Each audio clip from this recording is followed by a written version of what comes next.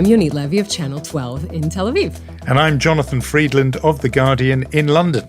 And we are Unholy, two Jews on the news from Keshet Podcasts. Hi, Jonathan. How are you? Hello, Yonit. I'm wondering if you are doing anything different from what we're doing here, because I am in hermit mode suddenly.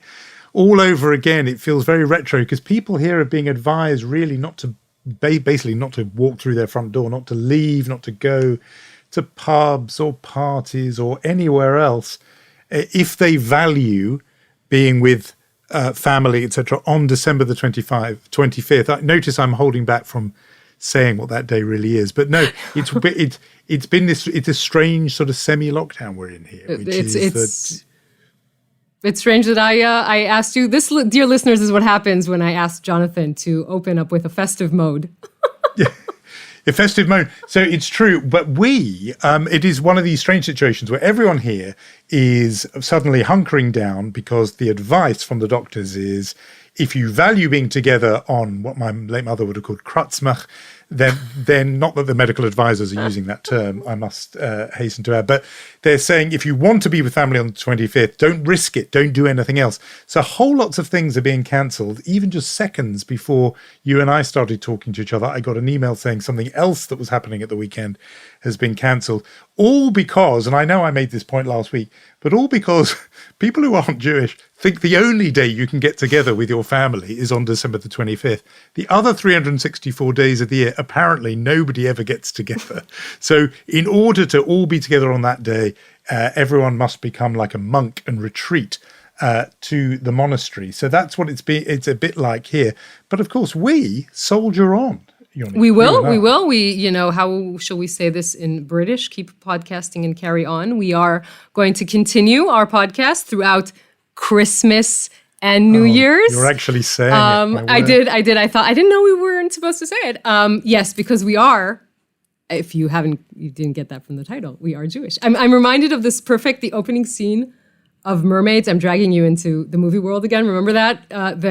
Like Winona Ryder is in her Catholic school uniform and she's praying in front of like the little Mary and Joseph and Jesus, and then Cher, who's her mother, sort of cuts through the screen and says, "Charlotte, we're Jewish."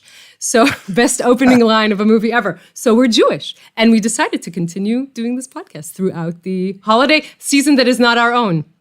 You've exposed another gap in my popular culture knowledge. I've never seen Mermaids, I'm going to confess to you. I know you've seen Frozen 728 times. True. I haven't seen Mermaids once, but you have now made me think this is essential. I know you're the intellectual type and you're only watching more Bergmans. I know this, but come on. You have to go see it. It's a good film. Sergei Eisenstein movies, maybe.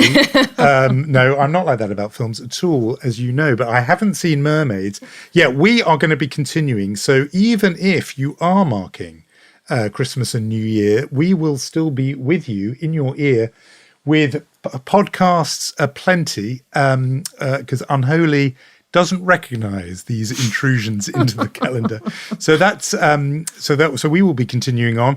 And I suppose, I know people, lots of them, who were planning to spend what we'll call the holiday season in Israel. And that is now looking, and in many cases, just completely impossible, partly because you just can't get in to Israel unless you are a citizen or permanent resident. Completely impossible. I can't tell you how many friends of mine who are planning to come either from the US or the UK had to cancel.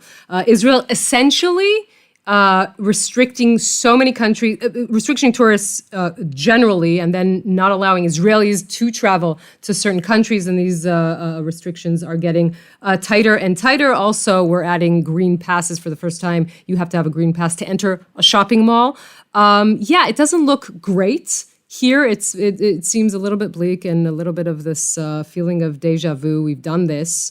Maybe we can get on with our lives. But sadly, not yet. No, I'm really feeling that. Just the other night, my two sons were heading off to see Arsenal play West Ham. And minutes after they'd left, I saw new advice from one of the senior medical advisors saying, don't go to a football stadium unless you're going to get a vaccine. And it was almost a scene of me kind of running down the stairs and opening the front door going, come back. But I didn't actually do that because I knew how much they wanted to go. But no, we are in the era of big restrictions and so on again. But look, we've talked about COVID a lot. We have on the show this week a very special guest who will lighten things up quite a lot just with the sheer brilliance of his reporting and his brain. Why don't you tell us all about him, Yonit? Many in Washington and Jerusalem, and let's admit around the world, have been talking about one thing this week, and that is the explosive interview that former President Donald Trump gave Israeli journalist Barak Ravid for his new book, Trump's Peace, The Abraham Accords and the Reshaping of the Middle East, which was published in Hebrew last week. I have to tell you, Jonathan, the book is excellent. I just finished it, and it's a riveting account behind the scenes of the Abraham Accords and the failure to reignite the Israeli-Palestinian peace process, the relationship between Trump and Netanyahu, and of course, both administrations. So it gives me great pleasure to welcome to our podcast Barak himself, who is a colleague and a friend and a man with incomparable talent and someone who got serious news outlets to actually say the F word this week so many times. You must be so proud. Barak, thank you for joining us today. Thank you, Yonit. Thanks, Jonathan, for having me. No, it's such a pleasure to have you on. It is quite true that I had not seen that before, as the little chyron, the kind of band across the bottom of the screen on Israeli television channels. Well, this is an adult podcast. Fuck him. There in English amongst all Jonathan, I didn't know you can say that word out loud. We'll You're assume British. that the children are showing no interest in listening to me on this podcast, so they won't be hearing it. There's something that surprised me, that it was, in America, everyone said F him, because you don't say fuck him on television or whatever. But in Israel, I thought nobody would have any problem to say the Hebrew version of fuck him. And nobody said that. They all used fuck him as if when you say it in English, it's actually better, It's definitely worse, I think. It's actually worse. But that was good. That was the bit that was Trump to Bibi, that quote. Yeah, exactly. Oh, I'm my parents listen to this podcast, folks. So I'm just saying, thanks for the intro. Barak, we're going to be listening to some clips that we haven't heard before of this interview of yours with Donald Trump, and I want to open up with what he says about the Jewish community in the United States, which is extremely interesting. Let's listen into a bit of that. I grew up where my father was very close to many Jewish people, because it was Brooklyn real estate, Brooklyn and Queens. Many Jewish friends, a great love of Israel, which has dissipated over the years for people in the United States. I must be honest, it's a very dangerous thing that's happening. I told Avi, I told others, people in this country that are Jewish no longer love Israel. I'll tell you, the evangelical Christians love Israel more than the Jews in this country. It used to be that Israel had absolute power over Congress, and today I think it's the exact opposite. And I think Obama and Biden did that. And yet in the election, they still get a lot of votes from Jewish people, which tells you that the Jewish people, and I've said this for a long time, the Jewish people in the United States either don't like Israel or don't care about Israel. And you look at the New York Times hates Israel, hates them. And they're Jewish people that run the New York Times. I mean, the Sulzberger family. A reminder as we hear that this is a world exclusive on Unholy. Those clips have never been heard before. They come from your interview, Barak, with Donald Trump. And it is an amazing thing to hear, because Donald Trump is something of a classic archetype there. The sort of some of my best friends are Jews guy who says apparently very pro-Jewish things, and yet underneath it are a whole lot of pretty well classic anti-Semitic tropes. Later on in your interview, he goes on to say that Israel used to have absolute control of Congress. He talks about Jews with wealth and money. We know that he stood before Republican Jews and said, you don't like me because I don't need your money. This is the guy who, after white supremacists went on the march in Charlottesville, said there were very fine people on both sides. So it seems to me that just in the 90 seconds or so we heard there, we have the whole lot, the apparently pro-Jewish veneer, and yet underneath a whole lot of negative stereotypes about Jews. No, I think it's really amazing because he's surrounded by Jews. Like, his son-in-law, his daughter converted to Judaism. He has Jewish grandkids. All of his closest circle were people who were all Jewish. But I think that his thinking and his state of mind, I think it's what's going on in America right now, and it even percolated into Israel in recent years, that it's not only about whether you're Jewish or not. It's a lot about whether you are liberal or conservative. And in America, Jews are liberal, at least the vast majority, 75, 80%. And I think that, for Trump, being liberal is a much bigger sin than being Jewish. But, what can he do? It's the same folks. And I think that Netanyahu himself had the same point of view and state of mind, especially in recent years, where he thought that the evangelical community is much more important to Israel than the Jewish community, that he just threw under the bus with the Western Wall thing and with conversion and with many other issues. No, I think what's interesting is maybe it's a generational thing, but he sees Jews in America and Israel as identical, and he's puzzled. He doesn't understand why doing something more than that. Why doing something for Israel doesn't immediately make you popular with American Jews. He doesn't see that distinction. Several times during his presidency, he even said, in public events, he called Dermer. When he spoke to Jewish crowd, he told them, when he introduced Dermer or when he acknowledged Dermer, he said, "Your ambassador." Correct. That's what I meant. Exactly that.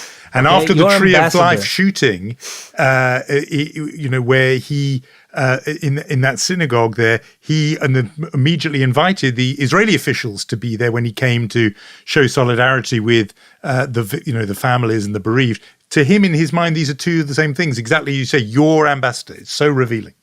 Again, I don't think that Donald Trump is anti-Semitic. It's at least not not in the way that if I'm trying to again, he's not David Duke, okay. But again, I think that he, as you said, he thinks that if he supports Israel the way he thinks support of Israel should look like, and Jews in America don't support him for it, then they're anti-Israel. Okay, which is, a very strange way to interpret the world. You have more hours with Jared Kushner on the inner circle in the White House than any other Israeli journalist. Were they ever bothered by any of this to the extent that you know? I don't think so. Because, again, I think that the way, Jared and Ivanka and Avi Berkowitz, I think that at the end of the day, they were sort of stuck in the middle, meaning they were, liberals in a conservative administration and, Republicans in a democratic city. And they were, I think, sort of playing both camps, okay, even if not officially. And, and I think that more than that, they're very conscious of Trump's strong sides and his more weaker sides, and they were, again, I think they were trying to their best to sort of balancing him out. I want to just kind of play another clip of this conversation. Let's hear what he says about Sheldon Adelson when you ask him specifically why it was so important for him to try and make a deal between Israel and the Palestinians. I have been told by everybody that it's not doable. Sheldon Adelson said, it's not doable. The hatred is so great between the Palestinians and the Israelis. They learn from the first day they opened books, they learn to hate each other, especially the Palestinians toward Israel. He told me things that are horrible, what they say about the Jews to the Palestinians, what they teach the kids at a young age about Jewish people. And Sheldon Adelson, he was a friend of mine, just died, as you know, and his wife Miriam is fantastic. a woman, fantastic woman. And Sheldon was a great deal maker. He said it's impossible. And you still believed it? You still believe it? Yeah, because I figured, look, you know the expression, what do you have to lose? Try. This is amazing stuff, by the way. But we didn't never. We should say something about the litmus test. Where there's a bad Jew, Salzberger, a good Jew, Sheldon Adelson. The litmus test is how loyal you are to Trump, which is interesting in itself. And Sheldon Adelson is great because he's married to a woman, by the way. No, but the fact that he was challenged, kind of, he felt like he has to prove that he could get this deal because everyone told him it can't be done. Yeah, and with Sheldon Adelson, I think the number one thing that made Sheldon so influential on Trump, other than the huge donations he gave to his campaign, was the fact that Trump admired him for one thing, the fact that he started from nothing and got to, to be a multi-billionaire with $40 billion. And he said it like twice or three times during the interview, how much Sheldon was successful in business. And I think that, again, for Trump, there are two kind of people that he admires. It's generals and billionaires. And, Sheldon was in the billionaire category. And I think, you could see how he admires him for the fact that he made so much money. And this got Adelson a lot of influence on the policy. The Jerusalem decision, Sheldon tried to push Trump to do it on day one of his presidency. It was actually very close to that happening. And at the end of the day, Mattis and Tillerson, the Secretary of Defense, Secretary of State, who back then Trump still listened to them, in the first day in office, managed to get him to sign a waiver, and then he signed the waiver again, and it only happened like a year later. But Sheldon pushed very hard for moving the embassy on day one. And Sheldon was sitting in the front row when the embassy was opened in 18 months later, in May 2018. Sheldon was there, his wife was there, and all along he always had an open door to the president. He could speak to him on the phone, and he was very, very, very influential. By the way, when you hear what Trump says about Netanyahu, and the fact that how he feels that he cheated him, that he conned him, that his anger, his frustration, it is very, very, very similar to the way that Sheldon spoke about Netanyahu in recent years. Interesting. And I wouldn't be surprised at all, okay, if, again, I don't know this, it's just a guess.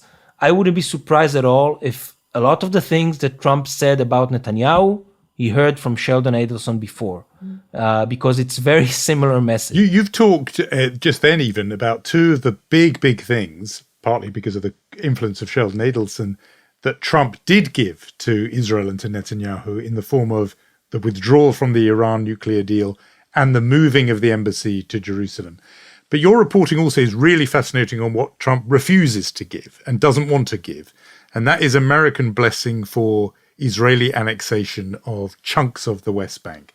And you talk about all the fallout of that and how it leads in some ways indirectly to the Abraham Accords. We'll come on to that perhaps. But I just want to know why that was, in your mind, such a red line for Donald Trump, why he balked from giving Netanyahu that last, in the trilogy of gifts, he held back from that last one.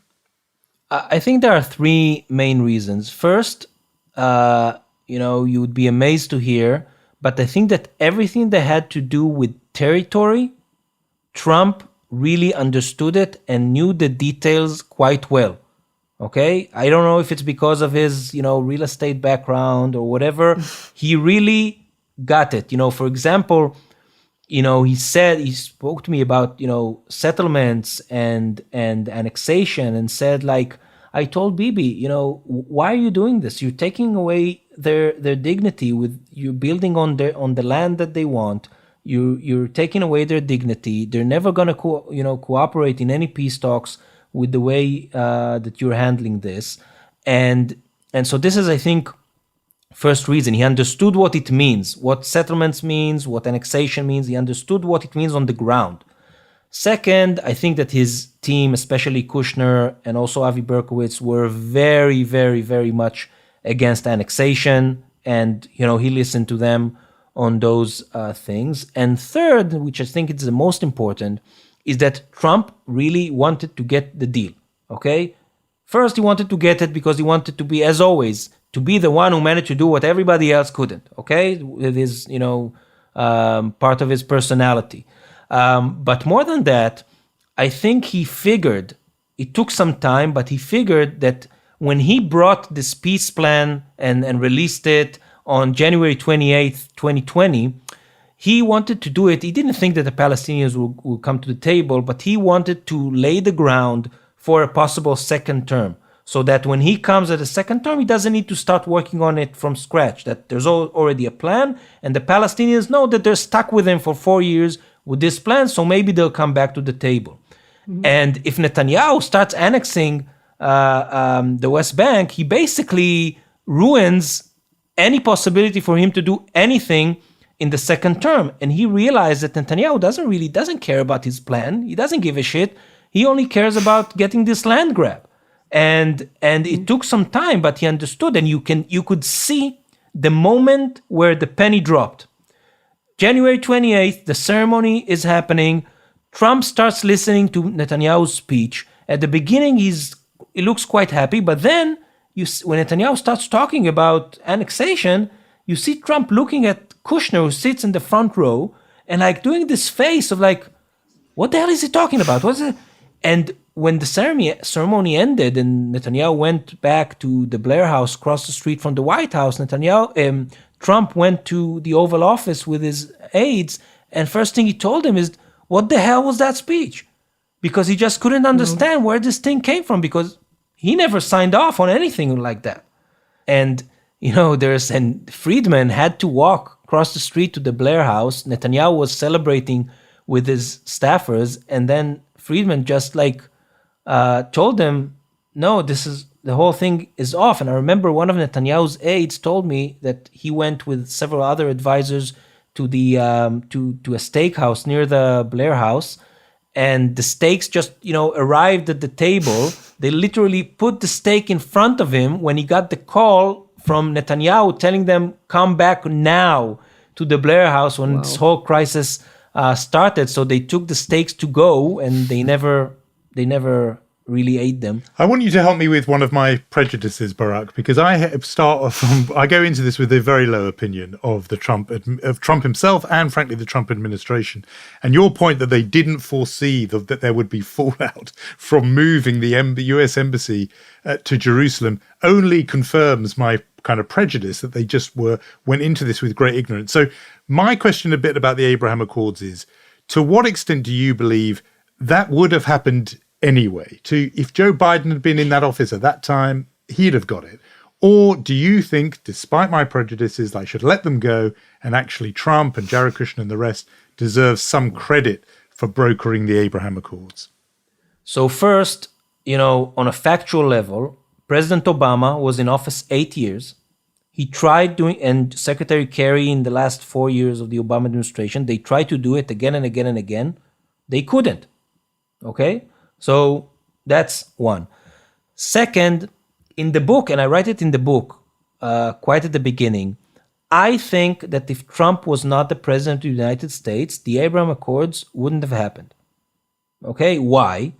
Because Trump did three things that I think really contributed to it. First, the people he appointed, okay? That, as you said at the beginning, I think they had, big lack of experience about what the Middle East peace process is, okay? But at a certain point over the years, they became more experienced, and I think they started doing the right things. And he appointed the people in his closest circle. So if they get something right, he deserves the credit for it. That's first. Second, his policy in the region, I think, really contributed to the Abraham Accords. Withdrawing from the Iran deal, which, again, I think it had, devastating consequences when it comes to the Iranian nuclear program. But it also had positive consequences because it got Israel and the Arab countries closer together, and both sides had more confidence and intimacy and I think trust in the White House and in Trump personally. And I think the last thing, which it was, he got criticized for it, but I think he deserves credit for it, that he was willing, to put his hand into his pocket, take out U.S. tangibles, and give them to those countries in order for them to take that step.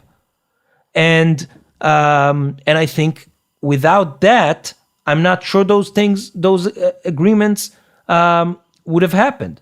So because of those three things, and the fact that, by the way, at the end of the day, he blocked Netanyahu's annexation push. Okay, and by blocking it, Netanyahu didn't have any other choice, so he had to move towards the Abraham Accords. So I think that Trump really deserves credit for it. Trump and his team, and along those years, they built very close relationship with the UAE. The UAE was the biggest ally of the Trump administration in the Middle East from not even before day one. Mohammed bin Zayed, the Crown Prince of Abu Dhabi, saw Kushner and Bannon in New York during the transition already. So I think that when you take all of those things together, you have to give them credit. Okay. By the way, this does not mean in any way that the Abraham Accords were part of a choreographed move and a well thought of strategy.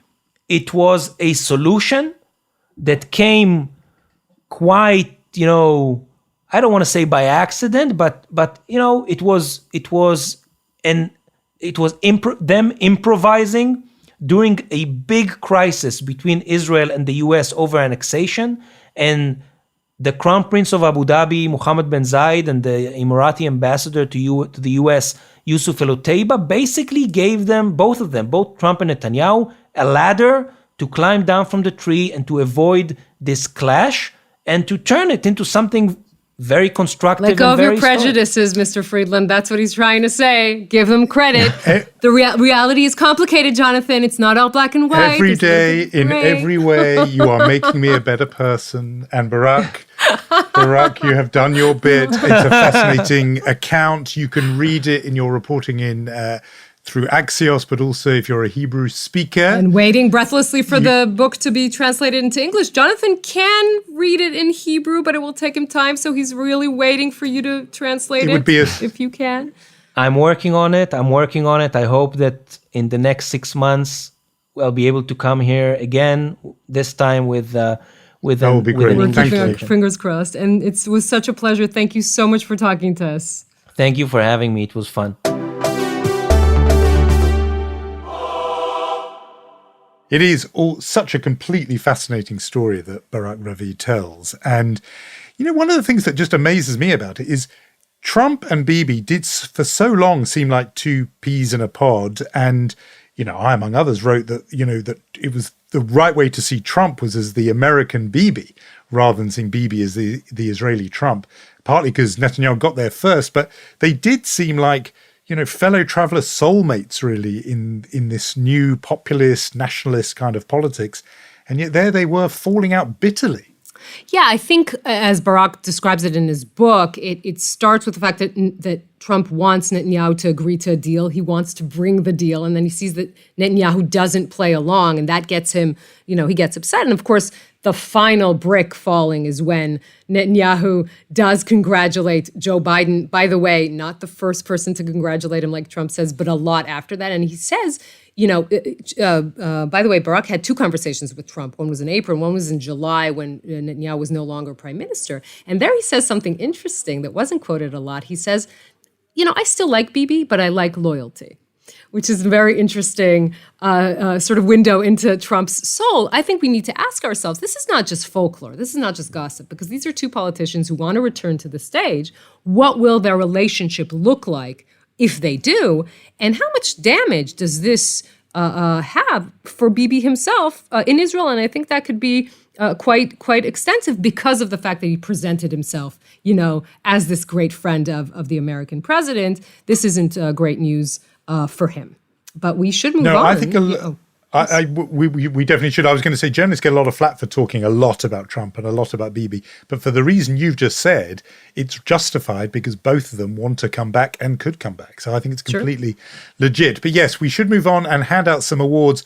It falls to me to give out our Mensch of the Week award. And it's it may seem a retro one, but it is, my chosen recipient is 97-year-old former American President Jimmy Carter. Carter's name is around a lot at the moment, partly negatively, with people hostile to Joe Biden, comparing Joe Biden to Jimmy Carter, who famously was a one-term president and so on. But there is a very strong case to make for Jimmy Carter in all kinds of unlikely ways. And this week, it emerged partly to mark the anniversary of an extraordinary event that happened in 1952. It was the world's very first nuclear meltdown, and it happened in a nuclear reactor in Ottawa in Canada. And the Canadians called for help to the Americans, who were then absolutely leading the world in nuclear technology. And the Americans sent a military team, to deal with this first nuclear meltdown. Heading the team was a young US naval officer, one Lieutenant Jimmy Carter, and he was brought in and put in charge of containing the disaster. It's an incredible story. It's like an action movie. He led a team of 24, aged 28. Lieutenant Carter, or Lieutenant Carter as we would say here, courageously had himself lowered into the damaged reactor, exposing himself to 1,000 times the level of radiation considered safe by today's standards. And he did solve the problem. Hydrogen explosions followed the meltdown, which had caused hundreds of thousands of gallons of radioactive water to flood into the core.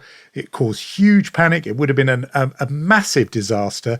The only solution was to shut down the reactor and disassemble it and replace it. And Jimmy Carter led the team, hands-on himself, doing it. Apparently, Carter's urine tested positive for radiation for 6 months later. And yet here he is now, all these years later, age 97, still, hammering nails and building those homes for Habitat for Humanity, homes for the homeless. He is an amazing man, whatever you think of his presidency. So he's my suggestion for Mensch of the Week. Wow, this is an amazing story. It's a Netflix movie waiting to happen, you have to admit. And I don't know why. You sent me this story, and possibly because I'm a American politics and American history nerd. It reminded me of, I don't know why, I'm going 28 years forward in time from what you described, the 1980 debate between Carter and Reagan, which obviously famously Carter lost. But in that moment, I think it's such a famous gaffe of his. He talks about nuclear proliferation, and he says, my 13-year-old daughter Amy and I talked about this, and it's considered one of his biggest gaffes and one of the reasons he lost. And you think of that, just the combination, and you tell this heroic story of him in 1952, and you think of that, just that combination of what politics and fate and media can do to a career. I don't know, it's something to think about. Anyway, moving on to the Chutzpah Award, which surprisingly lands in my lap again. I will give it to a story from Chaim Levinson, a journalist in Haaretz, who published this today about a senior commander on the security unit of the Shin Bet, who's also a sports fanatic. And it appears that while he was on this runner's social network, he revealed state secrets while he was running and while he was supposed to be protecting Israeli officials like Naftali Bennett in his visit to Abu Dhabi. So anyone could basically go log into his documented runs and see where he is at the time, which goes to show you basically that either you want to be on a security detail or you want to show off that you're an athlete. Don't do both at the same time. That is good advice, as so often. Watch mermaids and do not go running when you're a member of Israel's top security team. I think that was pretty specific. specific. Yeah, people come to Unholy for advice on Movie how to recommendations live. and how to live. It's news you can use from two Jews on the news. It is so good to be speaking with you, Yonit, as we will be doing for the next couple of weeks through the holiday season. Remember, we are not going away. We will be in your podcast feed on the eve of Kratzmach and on New Year's Eve as well, Christmas Eve and New Year's Eve. You're taking no vacation where you are. I'm going to try and do something here. But if you like it, do listen, subscribe, rate us, and generally spread the word about Unholy. Yes, and we will say thank you to Lior Friedman, REP, Rom Atik, Omer Primat, Irad Eshel for original music. Special thanks to Richard Myron, and no rest for you, Jonathan. We shall meet next week. See you then.